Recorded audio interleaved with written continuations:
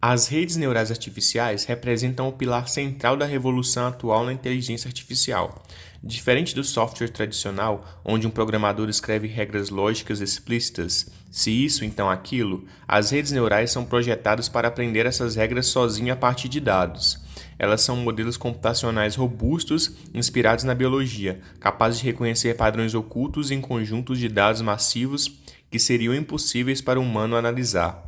Sejam em carros autônomos ou diagnósticos médicos, elas funcionam transformando entradas brutas em previsões precisas, simulando a capacidade de adaptação e generalização do intelecto humano diante de novas informações. Para entender a tecnologia, precisamos olhar para a natureza. O cérebro humano é composto por bilhões de células chamadas neurônios, interconectadas por sinapses.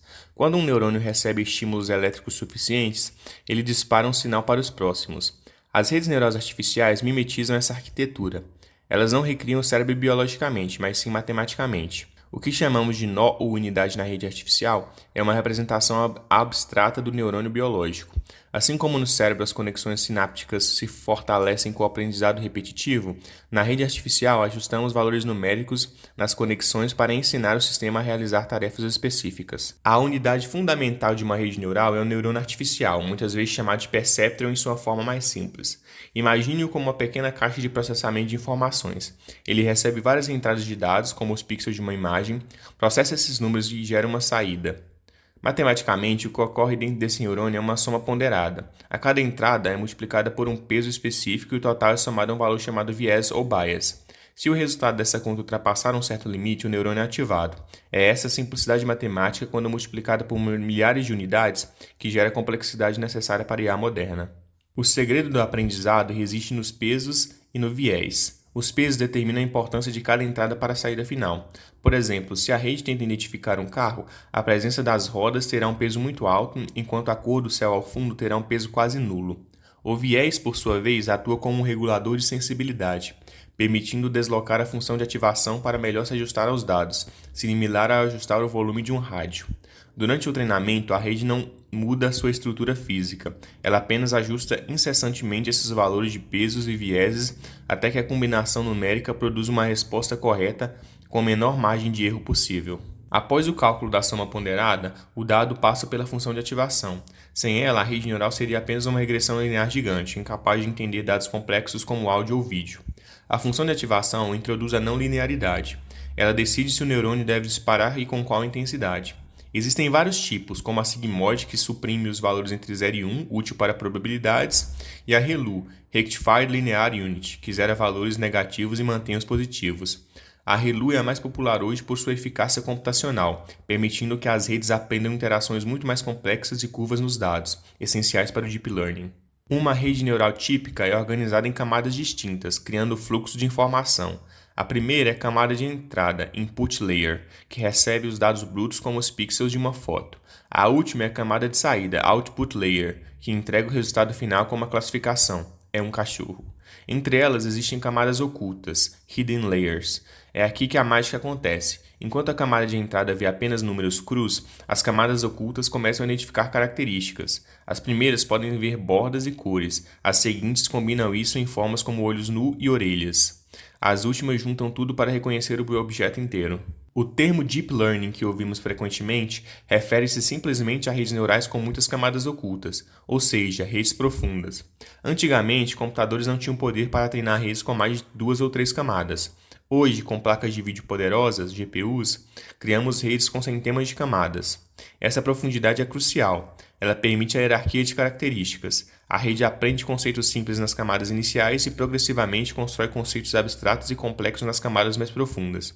É essa capacidade de abstração em múltiplos níveis que permite a IA superar humanos em tarefas como o reconhecimento de imagens e jogos completos como o Go. O processo de fazer uma previsão chama-se Forward Propagation. Imagine os dados fluindo como água através de tubos. A informação entra na camada inicial, é multiplicada pelos pesos, somada ao viés, passa pela função de ativação e o resultado é jogado para a próxima camada. Esse ciclo se repete camada por camada até chegar ao final. Em uma rede não treinada, os pesos são aleatórios, então a saída será um chute sem sentido. O Forward Propagation é apenas um mecanismo de pensar ou processar uma entrada para gerar uma saída baseada no estado atual dos pesos. Para que esse chute se torne uma resposta correta, precisamos do processo inverso, que ajusta os erros. Como a rede sabe se errou? Através da função de perda ou custo. Após o forward propagation gerar uma previsão, o sistema compara esse resultado com uma resposta real correta, o gabarito. A função de perda calcula matematicamente a distância entre o que a rede chutou e o que deveria ser. Se a rede disse que a probabilidade de ser um gato é 10%, mas a imagem é de um gato, 100%, o erro é enorme. O objetivo final de todo treinamento de uma rede neural é minimizar esse número. Quanto menor o valor da função de perda, mais preciso é o modelo. Existem métricas diferentes de tarefas diferentes, como o erro quadrático médico para regressão ou entropia cruzada para classificação. Talvez o conceito mais importante e genial das redes neurais seja o backpropagation. Esse é um método usado para reduzir o erro calculado. Após a função de perda medir o erro, a rede envia essa informação de volta da saída para a entrada, daí o nome retropropagação. Usando o cálculo diferencial, regra da cadeia, o algoritmo calcula o gradiente. Ele descobre exatamente qual foi a responsabilidade de cada peso individual no erro total. Se aumentar um peso específico e diminuir o erro, o algoritmo aumenta um pouco. Esse faz ajuste fino em todos os milhões de conexões simultaneamente.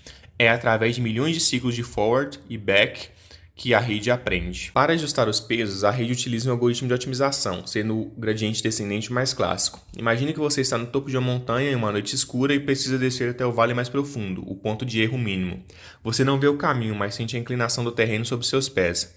O gradiente descendente faz exatamente isso, calcula a inclinação matemática da função de erro e dá um passo em direção oposta à subida.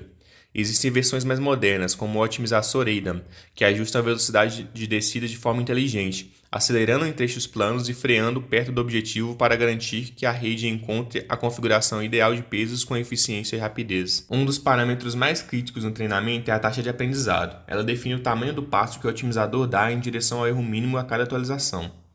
Se a taxa for muito alta, a rede tende a aprender rápido demais, dando passos gigantes que podem ultrapassar o ponto ideal, fazendo o erro oscilar ou divergir, subir a montanha oposta.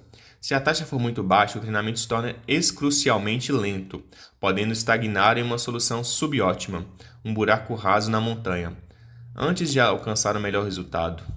Encontrar um equilíbrio perfeito ou usar taxas que diminuem ao longo do tempo, Learning Rate Decay, é uma arte fundamental para o sucesso do modelo. O maior inimigo de uma rede neural é o overfitting. Isso ocorre quando a rede não apenas aprende padrões gerais, mas memoriza os dados de treinamento, incluindo seus ruídos e erros irrelevantes. É como um aluno que decora as respostas da prova antiga sem entender a matéria. Ele tira nota 10 no treino, mas falha miseravelmente na prova com perguntas novas. Para combater isso, usamos técnicas de regularização. Uma das mais engenhosas é o dropout, que desliga aleatoriamente alguns neurônios durante o treinamento. Isso força a rede a não depender excessivamente de nenhum neurônio específico, criando caminhos redundantes e robustos, o que melhora a capacidade de generalização para dados nunca vistos. Quando lidamos com imagens, as redes neurais tradicionais falham, pois perdem a estrutura especial dos pixels. Aqui entram as redes neurais convolucionais, CNNs. Inspiradas no córtex visual dos animais, elas usam filtros matemáticos que escaneiam a imagem procurando padrões locais. Nas primeiras camadas, os filtros detectam as linhas verticais, horizontais e curvas. À medida que a informação aprofunda, a rede combina esses traços para identificar texturas, depois partes de objetos, como o nariz ou uma roda, e finalmente o objeto inteiro.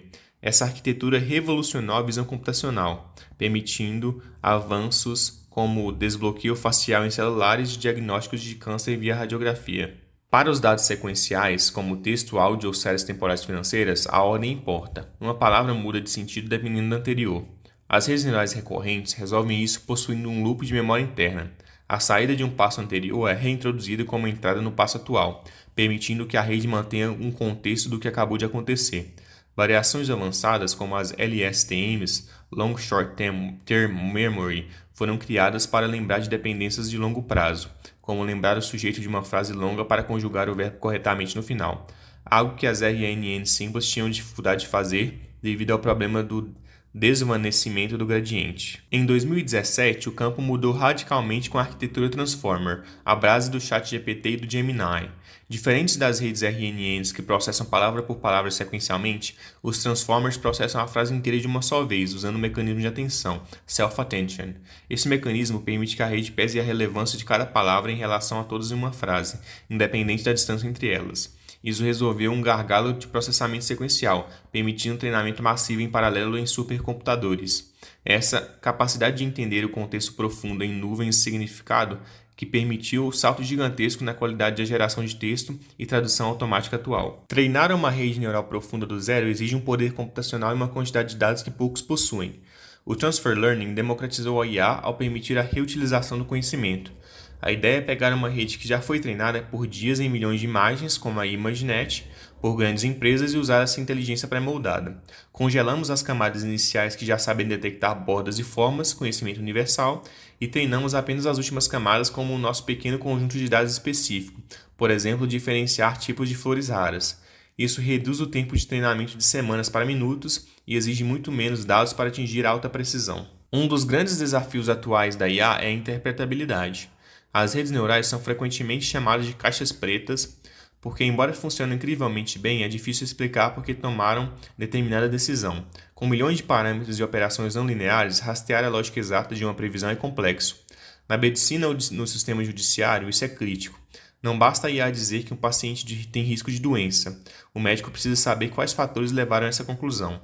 O campo da Explainable AI, ou IA explicável, trabalha para criar ferramentas que iluminem esses processos internos, gerando mapas de calor ou árvore de decisão que justifiquem a confiança do modelo. Redes neurais são reflexos matemáticos dos dados que consomem. Se os dados de treinamento contêm preconceitos históricos, racismo ou sexismo, a rede aprenderá e amplificará esses vieses. Isso não é um erro de código, mas um erro de curadoria dos dados.